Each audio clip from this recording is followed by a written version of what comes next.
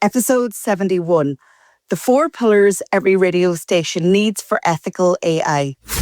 The AI 6 podcast with Joanne Sweeney. If you're thinking we should probably have an AI policy, then this one's for you. In this mini episode, we unpack the 4 pillars of ethical AI in radio: transparency, explainability, human oversight, and editorial integrity. This audio is from the AI panel, which I was part of at the Radio Days Ireland Conference 2025. You'll also hear from James Cridland of Podnews and Glenn Mulcahy from Titanium Media. And if you want to hear the entire AI panel discussion, make sure you tune in to tomorrow's long listen.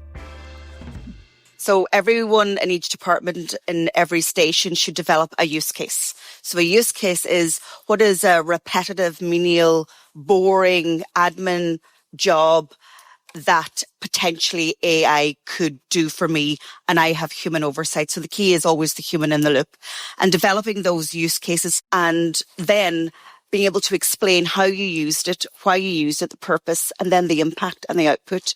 Sounds kind of very formalized, but it's actually just having a step-by-step kind of guidance. So a use case, and then I think a policy for a station.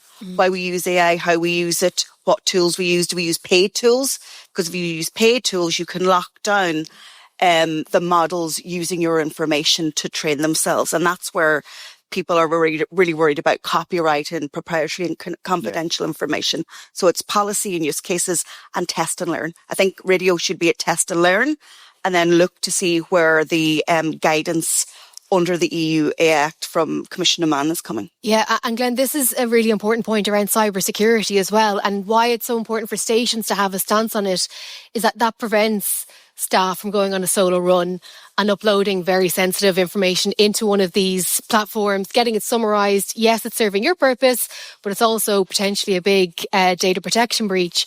So how do stations go about identifying the platforms that will work for them? Because there are millions and millions of platforms, apps and whatever out there promising to do all of the things, but it's about finding the right tool for you rather than the one that's, first result on Google.